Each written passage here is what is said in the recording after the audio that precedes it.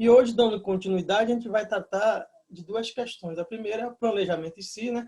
Questões que devem ser levantadas e trabalhadas na hora de elaborar o planejamento com a família, e que é uma coisa mais ampla, né? Não é o projeto produtivo que vocês estão fazendo com cada família, mas que serve de acúmulo para vocês quando forem trabalhar uma propriedade, ou se tiverem interesse de assim, vou pegar esse agricultor, essa agricultora, essa família, vou fazer uma coisa mais aprofundada para ver quais são os resultados e acompanhar aí por um ano, né, para ver qual é o resultado que vocês vão ter ou não, tá bom? Então vamos ver isso.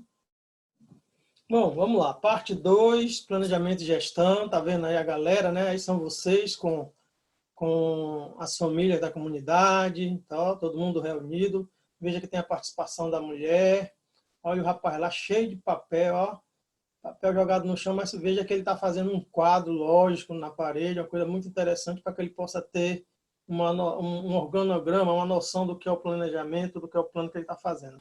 Qual é o objetivo realmente de a gente elaborar um plano para a propriedade ou para a unidade de produção familiar? O objetivo geral mesmo é detalhar a atividade para atingir objetivos e metas que o agricultor sonha, pensa, né, em colocar no papel e de sua família. Por que fazer o plano? Normalmente, o agricultor ele trabalha como, na maioria dos casos, ele tem as coisas na cabeça, ele sabe onde ele quer chegar, ele tem algumas ferramentas, alguns recursos, ele entende de muita coisa, mas às vezes eles não conseguem organizar as ideias e colocar isso no papel. Aí que entra a assessoria técnica através da equipe da fase e de vocês, os e as ACRs, certo?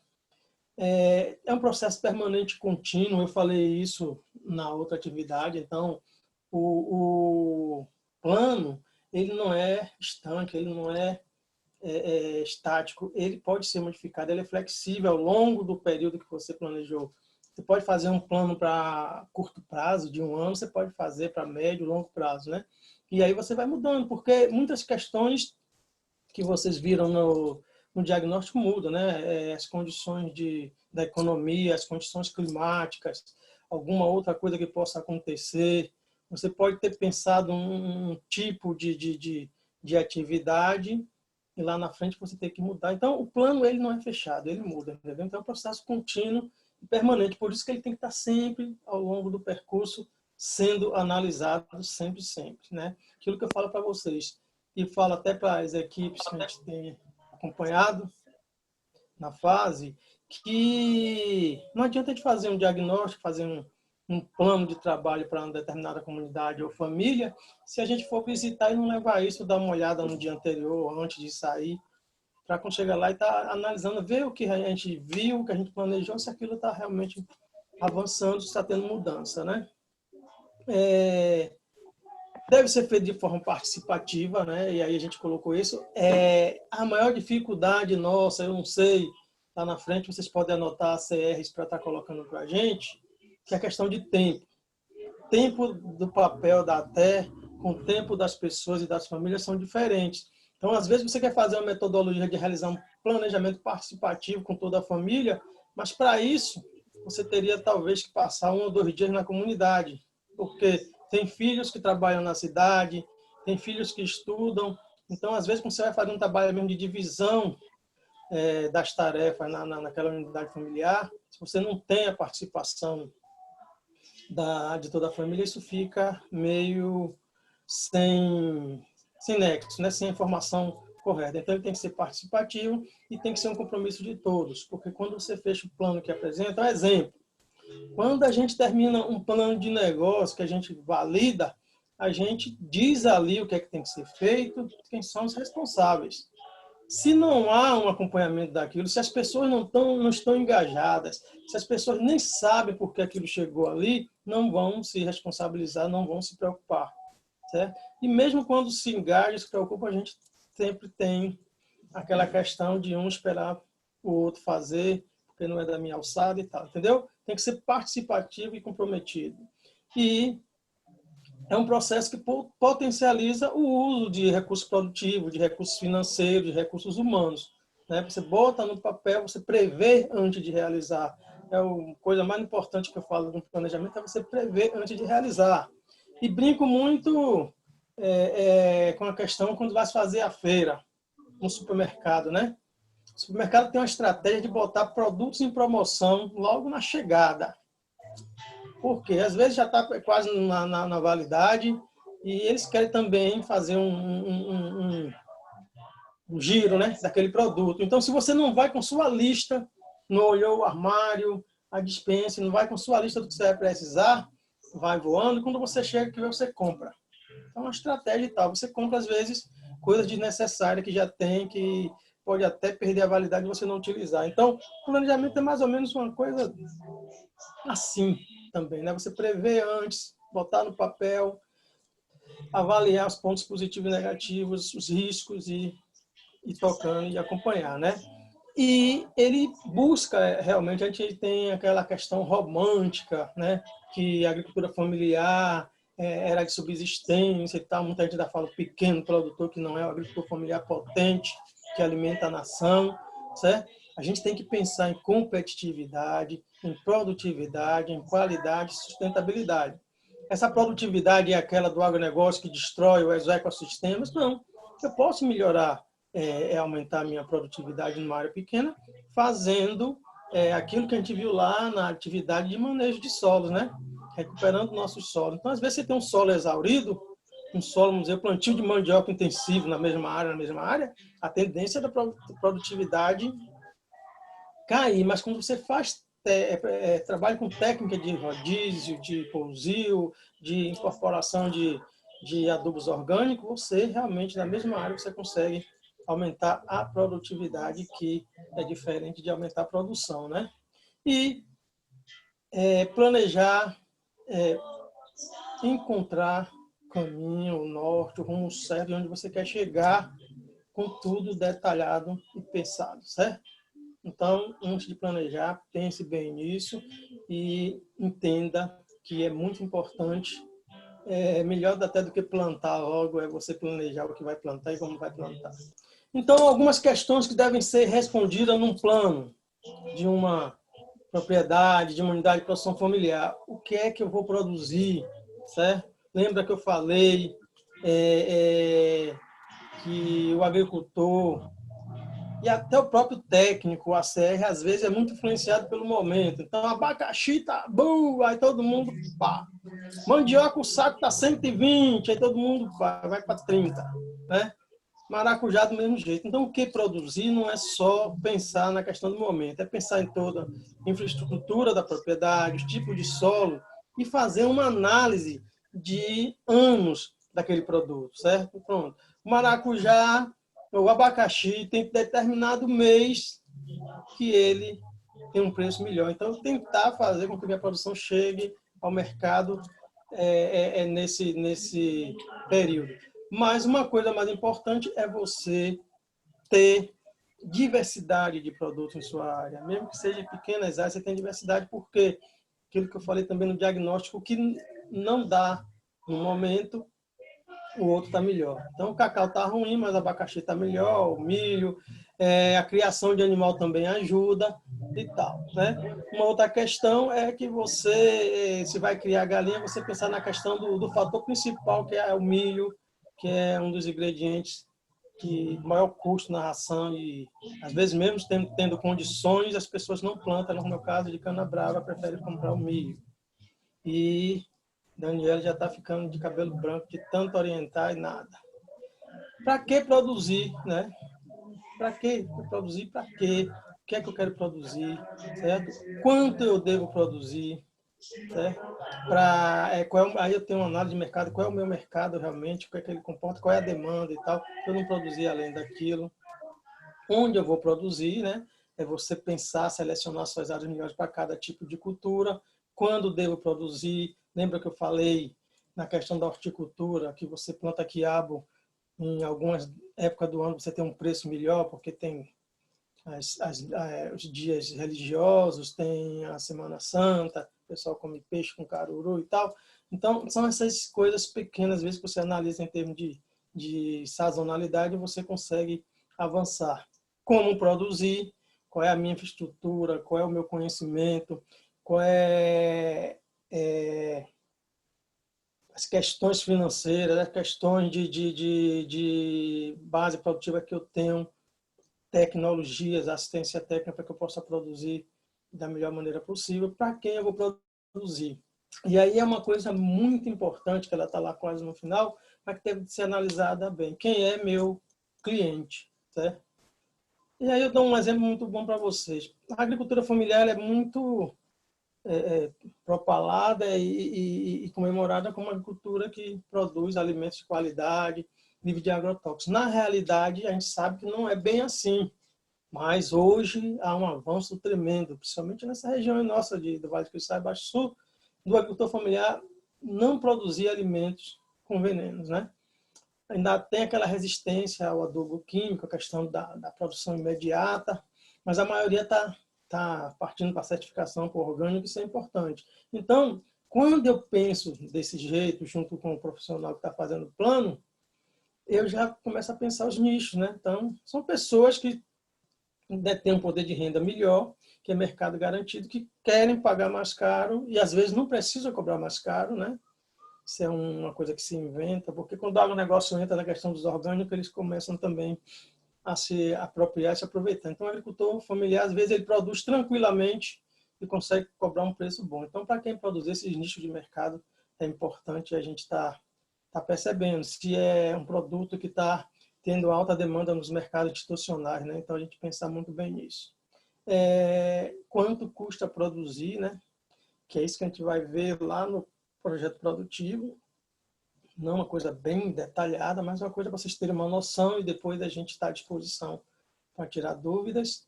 E que resultados econômicos eu quero obter, tá? Também na proposta do projeto produtivo, que é o lucro líquido, né?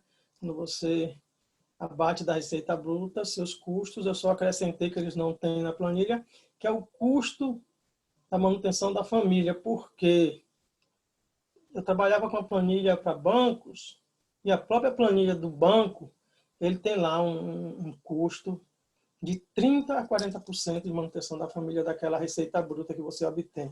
Né? Que as pessoas pensam que não é dali que tira o sustento da família, daquilo que a propriedade produz, tá bom? Então, sai um pouco do romantismo e pensar que a gente tem que produzir limpo, sustentável, mas que gerem renda e gerem resultados positivos. Não adianta estar produzindo limpo, sustentável e tendo prejuízo, né? E aí a tendência é regredir. Questão importante que é o estudo de mercado, né? Fazer uma reflexão, já falei até no slide anterior também, adiantei, para evitar erros na hora de vender, né? Então a gente tem muito essa questão nos nossos projetos, no nosso plano de empreendimento.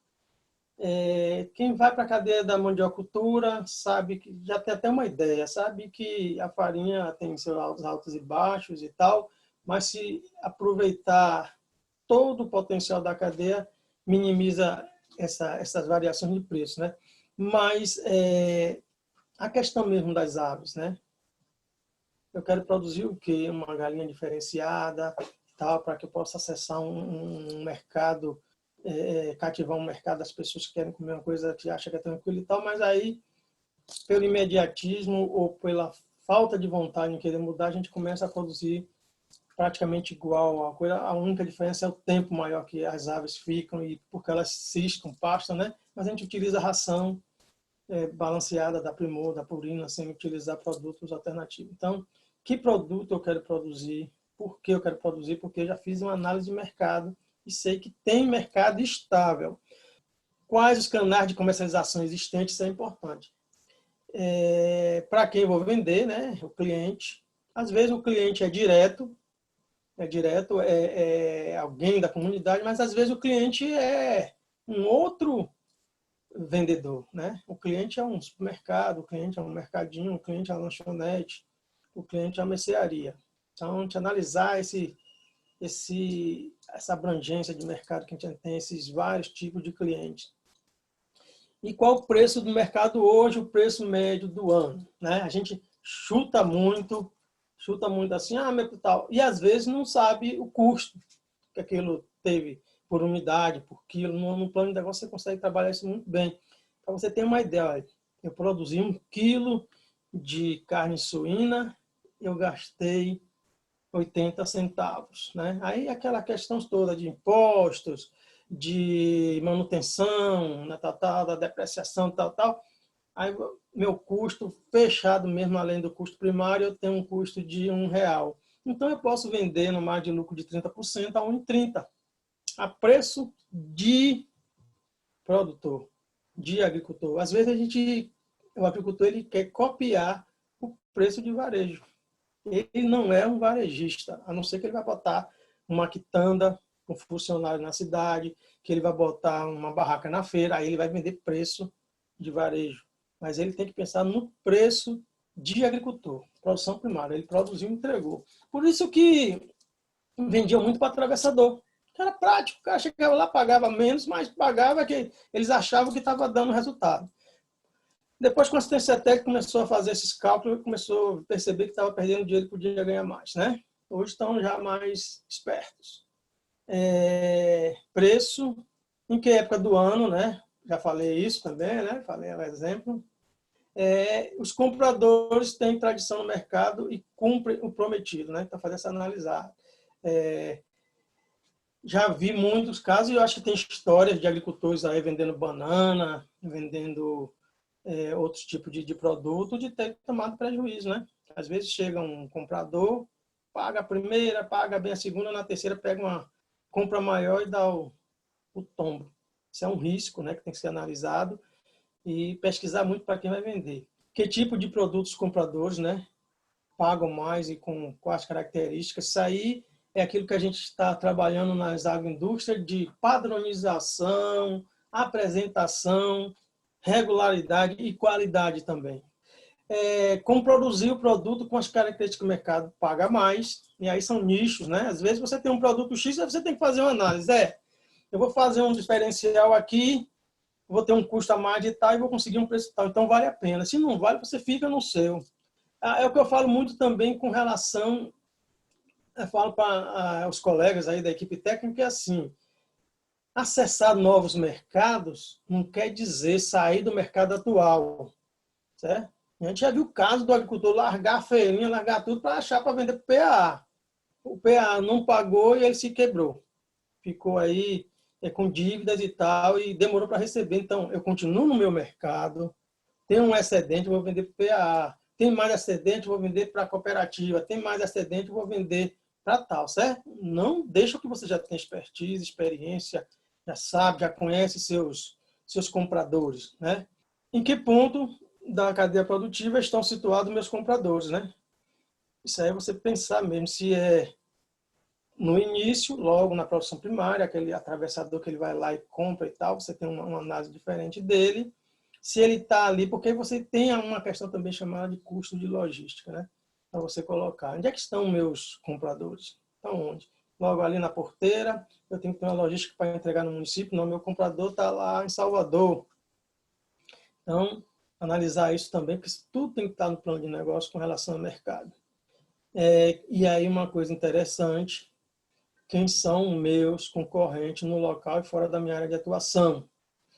Compare seu produto com os concorrentes, é melhor ou pior, tem que fazer uma análise crítica mesmo, certo? Assim, poxa, rapaz, olha. E uma coisa muito importante é você ir no supermercado.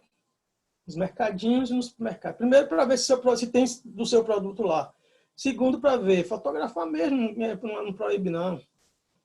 Ver preço, comparar com o seu, ver embalagem. Se possível, tiver capital, comprar uma unidade para fazer a degustação, para ver a estrutura do produto e dizer, não, o meu é melhor, então eu posso cobrar mais caro, que se eu tiver a oportunidade de colocar naquele mercadinho, eu ganho no mercado. Mas se o meu for pior, eu tenho que melhorar na padronização, no gosto, na estrutura, tá bom? E se existe também condições de competir neste mercado com lucratividade. Às vezes, você fez todo esse estudo, percebeu que quem já está ali há mais tempo está consolidado, tem um produto de qualidade e que você não consegue, e tem uma escala maior de produção, você não consegue bater o preço dele. Então, a saída é você procurar novos mercados ou mudar o produto, o nicho, como já falei antes, daquele produto, né? Um diferencial para aquele produto atenda a um público diferenciado. Definir metas, né? Quantificar os objetivos a serem atingidos por exploração, né? E definir metas a curto prazo, que é 1 ano, e longo prazo, mais de 1 ano. Eu trabalho assim, a curto prazo, 1 ano, se você vai trabalhar até 3 anos, médio prazo, e acima disso, você, para a agricultura familiar, bota longo prazo. As multinacionais, né, essas grandes empresas, elas trabalham com 100 anos. Então, quem escreveu não vai estar vivo para ver, mas foi aquilo que eu falei, é flexível. Eles pensam, ele faz análise de risco o tempo todo. Para aquilo que a gente pensou, vamos diminuir, vamos aumentar, porque está tendo espaço na demanda, entendeu? Então, mas um plano de 5 anos é muito importante para a agricultura familiar. Esse processo nosso de até, o ideal era que vocês estão fazendo um plano produtivo para X tempo. O tempo que vocês pensam assim, eu vou ficar aqui 3 anos, então não dá para fazer com os 50, né? Vou pegar 5 agricultores de agricultura, vou fazer um planejamento de 3 anos. Gestão do solo é uma questão importante para saber, né? Fazer um mapa. Já vimos isso lá no diagnóstico, né? Mas o diagnóstico aponta, aqui você já está fazendo plano. Então, sentar com a família, fazer aquela caminhada que você pegou no diagnóstico, ó, aqui o mapa daquilo que a gente viu, que a gente andou. Tem alguma mudança? O agricultor, não, isso aqui não. Esse solo aí que você diz que é melhor para isso, eu tenho, na minha prática, já plantei e tal, para determinadas coisas não prestam. E você tem que ir pela opinião do agricultor. Ele sabe mais do que a gente, certo? Então, fazer essa matriz de solo para saber qual é o uso atual e o que é que ele tem capacidade de absorver, pensando nas técnicas de conservação e manejo do solo. Aí tem aquelas discussões de latifúndio, minifúndio. Eu só tenho uma tarefa, numa ladeira eu vou ter que plantar numa tarefa, então plante, mas faça um cordão de contorno, plante nível. Tente fazer alguma coisa que ajude a você. Porque a médio e longo prazo, quem perde é o agricultor, perde a área, gasta mais, né, com adubos químicos, não sei o quê, para poder chegar a uma determinada produção. E definir os padrões tecnológicos e operacionais. Tecnológico, o que fazer, né? Certo? Eu vou fazer assim, desse jeito, eu vou fazer a curva de nível, porque eu sei que é uma técnica que vai reter meu solo, não vai causar degradação, vai aumentar a fertilidade, eu vou ganhar mais dinheiro. Os recursos operacionais para fazer isso, assistência técnica, arado, tração animal, uma parelha de boi, um trator, um microtrator, a enxada com um grupo de mutirão, o que tiver alcance do agricultor e da agricultura, né? E aí vem a gestão financeira, né? Que é a gestão de custos. Não adianta eu sair comprando aqui, até porque eu vou comprar a mais, vou esquecer de alguma coisa que precisava e não comprei, aí vou ter que voltar para comprar, aí é combustível, a gente não bota nada disso na ponta do lápis, certo? Não bota nada. Quando a gente foi trabalhar com a juventude, uma planilha de Excel de custos mensais, a gente dizia isso. Se você tirou do dinheiro ali, daquilo que você produz, para chupar um picolé, é custo, certo? Se você produz ovo de galinha caipira, mas você está lá e não vendeu, mas você comprou de grande, não sei porquê, é custo, né? Saiu desnecessariamente para a cidade pagar uma passagem é custo. Então, tudo aquilo tinha que ser colocado e às vezes não se colocava e o custo ficava superficial. Daquela família num mês, né? Então, a gente fazer orçamento de cada área, de cada produto que a gente vai gastar, isso é importante. E depois fazer um orçamento geral, juntando todos os custos e receita de cada atividade, que seria uma gestão financeira da unidade de produção.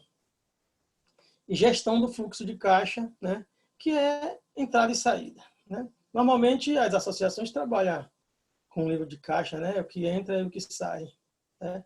O orçamento de caixa para saber também. Aí se você faz isso todo mês, quando chega no final do ano, é o que o pessoal chama de balanço, né? As empresas fazem. Qual foi a casa de farinha? Espero estar enganado, mas não tenho essa informação. Que já parou um ano, final do ano, para fazer o balanço. da produção de farinha, da manutenção e tal, para ter tudo isso no papel. Ó, gastamos isso com manutenção, quebrou, comprou essa peça, mas conseguimos processar, não processou mais porque não teve, ou porque também as máquinas não deram conta, então precisa ampliar. Poucos fazem isso. Até porque, na maioria das vezes, as casas de farinha ainda são privadas, mas temos agora a casa de farinha lá do Barro Preto. A gente fez um regimento, eu acho que assim, o que é que a TE vai fazer lá? Tem isso. Não adianta ficar também batendo na cabeça de ensinar o agricultor a plantar maniva de mandioca, não, que ele sabe, ele ensina. Mas como é que eu vou fazer um balanço para saber se aquele empreendimento está dando resultado e como é que a gente consegue cortar custos, cortar erros para melhorar, certo? Então, o fluxo de caixa é o que entra, que sai mês a mês. Chega no final do ano, você soma o que entrou, soma o que saiu e vê o resultado, que é o lucro que a Cá está falando aí do projeto produtivo. Aí você vai dizer assim, poxa, perdi mais de R$ 1.000 e nem notei. Né? A brincadeira que eu faço com os agricultores quando vendem um porco, certo? Um porco lá de, poxa, deu 6 arroba, ganhei X, gastou quanto? Não sei, porque não anotou nada quando foi que comprou de comida, o tempo dele para cuidar do animal. Então, consiste em verificar se sua atividade ou empresa, dependendo do nível de análise, é viável financeiramente. Se por 2, 3 anos consecutivos, aquela atividade que você está fazendo está dando vermelho e você tomou todas as iniciativas de mudar, de melhorar a tecnologia, organização, tempo e tal, é porque é inviável, por algum motivo lá de mercado e tal, ou de concorrência, você produzir aquilo. Vai continuar se quiser, mas sabe que você está tendo prejuízo. Né? E a agricultura familiar tem que começar a trabalhar isso, né? Sem abrir mão de conservar o solo, proteger os ecossistemas, trabalhar com sustentabilidade e solidariedade. A questão da mão de obra, né? Aquilo que a gente já falou, normalmente o agricultor familiar utiliza a mão de obra da família, mas eventualmente ele utiliza um diarista, uma pessoa temporária que vai ajudar em algumas áreas. Um cerqueiro, plantio, arranquio da mandioca, o cara que vai botar no burro e trazer para casa de farinha, o que vai, às vezes a pessoa da família não sabe torrar farinha. Então, todas essas questões têm que estar colocadas nos custos de mão de obra de uma produção, como você vai pensar o orçamento. Né? E aí você tem uma base, normalmente, para fazer X carga de farinha, quantos dias, quantas horas uma pessoa trabalha em cada etapa. Isso é importante você ter essa matriz para cada atividade de sua propriedade. Né? Então é bom ter esse mapa de divisão de tarefas dentro da sua propriedade. Um outro ponto é prever os resultados, né? Produtividade, margem, retorno por área, ponto de equilíbrio e outros. O ponto de equilíbrio é quanto eu preciso produzir daquela atividade. Eu vou dar um exemplo. Eu resolvi criar vaca de leite, certo? A partir do momento que eu trabalho meus orçamentos de implantação e de manutenção e de depreciação de instalações e tal, eu tenho que chegar a um valor que eu tenho que produzir e gerar receita mensal que cubra todos esses custos. Se eu chegar todos os meses nesse valor, eu tenho um ponto de equilíbrio que eu não estou. Talvez não estou no azul, mas não estou no vermelho. Então, a partir dali, eu tenho que tomar decisões para melhorar, para que a minha receita seja igual ou superior a esse ponto de equilíbrio. Porque aí eu vou pagar os custos e vou ter resultados, certo? E controle das operações, né? Para garantir os resultados. É o controle e monitoramento do plano, padrão desejado em comparação ao que está acontecendo. Aquilo que eu falei. Quando você vai com a agricultura, nós estamos nesse patamar. Eu trabalho muito isso com as comunidades. Vocês estão aqui, se querem chegar aonde? É o sonho. Para sair daqui e chegar no sonho, tem todos esses caminhos que a gente tem que seguir corretamente, certo? Se a gente não se controla, não se organiza com documentos, com toda a gestão, a gente não consegue chegar no objetivo almejado. Vai ficar só sonhando mesmo, né? São casos das utopias, né? utopias possíveis, aquele sonho que a gente, não, vou chegar lá. Ficar só sonhando, sonhando e não chegar não é muito legal, não. Então, o que verificar, o que medir, o que registrar, certo? Então, eu tenho que verificar se todas as etapas estão ocorrendo como foi previsto. Então, eu plantei a área de mandioca, colhi, processo de beneficiamento, processo de comercialização, né? Verificar se todos os processos estão conforme planejado. Medir a produtividade que eu pensei, o tempo, a quantidade de mão de obra, deu certo, não deu, poxa, olha, se eu botasse mais uma pessoa, eu ia ter uma produção X, então valia a pena, então na próxima já... Então, medir sempre isso. E registro de tudo é importante. E eleger os pontos críticos, né? A partir do momento que você tem registros, que você analisa e mede as coisas, verifica, você vai saber onde são os nós críticos para poder investir mais naquilo. Tá bom? De repente, uma coisa que você percebe numa indústria de derivado de mandioca, o nó crítico é a qualidade do produto. Certo? Você vai trabalhar, capacitar quem faz, alguma coisa assim, vamos procurar novas receitas e tal, para que você melhore aquela qualidade. Certo? Pontos críticos de controle são gargalos existentes, eu já falei, e são os pontos ou itens vitais que garantem o sucesso do processo produtivo. Se você não tiver sempre essa preocupação de estar controlando e observando todo o processo de produção, você vai relaxar, vai deixar de anotar, vai achar que está tudo bom, vai deixar de verificar se as receitas estão cobrindo os custos, e você aí, quando acordar, já foi. Alguns exemplos aqui, que você não analisou no processo de produção. A fertilização foi incorreta, né? Não usou o adubo orgânico, não fez a correção no tempo correto. População de plantas, né? Então, era para botar 1.000 pés, você botou 2.000, não sei para quê. Controle de pragas e doenças no tempo certo e tal. Diversificação, né? Para que esse controle já consiga ser natural. E aí, um roteiro de perguntas, né? Para prevenir erros, né? A unidade familiar conhece e deseja alcançar os objetivos traçados, estão dispostas a abraçar a mesma causa, de se concentrar, dividir tarefas, todo mundo junto? Sim. E aí eu estou falando da família, porque a gente está discutindo unidade familiar, mas levem isso para os empreendimentos que vocês estão acompanhando, e a crítica que a gente faz é essa, né? O pessoal não está nem aí, o pessoal não debateu, o pessoal não participa. Mas a gente tem que ter criatividade de trazer esse povo para participar, para debater e para ajudar a mudar. Às vezes é a liderança, é a gente mesmo que concentra as coisas para ficar reclamando. Sabe quais são os resultados que devem ser avaliados e quando? Aí eu estou falando do empreendimento, estou falando da família.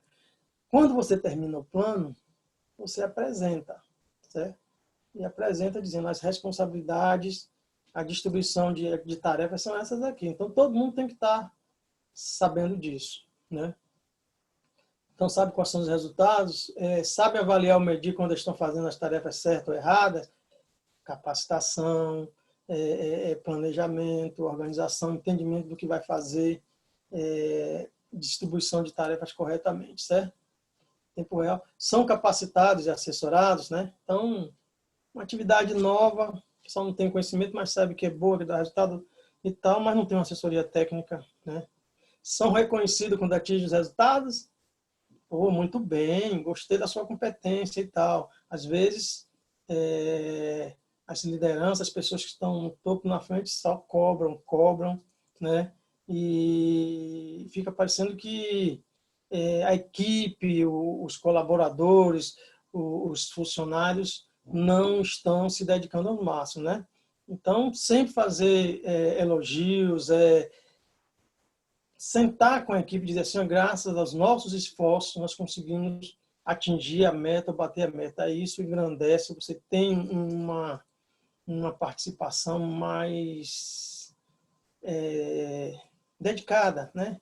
Tranquila desses colaboradores com relação ao empreendimento e com relação ao trabalho que está desenvolvendo com vocês. Então, devem ser cobrados, mas devem ser também elogiados quando os resultados são alcançados. E comunicação é muito importante entre si, entre a equipe e tal. Então, Se alguém sai, os outros devem saber o que estão acontecendo. A gente vê muito isso, sabe onde? E não é porque, às vezes, os governos não dão as orientações no serviço público, certo? Uma coisa para te dar uma resposta passa para 3. Mas aquele que passou para o outro sabe a resposta. Mas não é o meu setor, não vou responder, entendeu? Então, todo mundo tem que saber todos os processos e tal para que possa colaborar e opinar. E qual o instrumento a ser usado para anotações do registro, né? Dependendo do empreendimento, tem até que usar software de gestão, mas no caso de vocês, um livro caixa, planilhas de Excel consegue registrar e acompanhar tudo isso. E qual a época para início e fechamento das anotações do registro? Normalmente, a cada ciclo de produção animal, a cada ciclo de cultura e um balanço geral da propriedade anualmente, isso é importante fazer. A Ter à Distância é uma adaptação das atividades de assistência técnica e extensão rural do Bahia Produtiva, projeto do Governo do Estado da Bahia, por meio da Secretaria de Desenvolvimento Rural do Estado da Bahia, executado pela CAR, Companhia de Desenvolvimento e Ação Regional, com recursos provenientes de acordo de empréstimo com o Banco Mundial.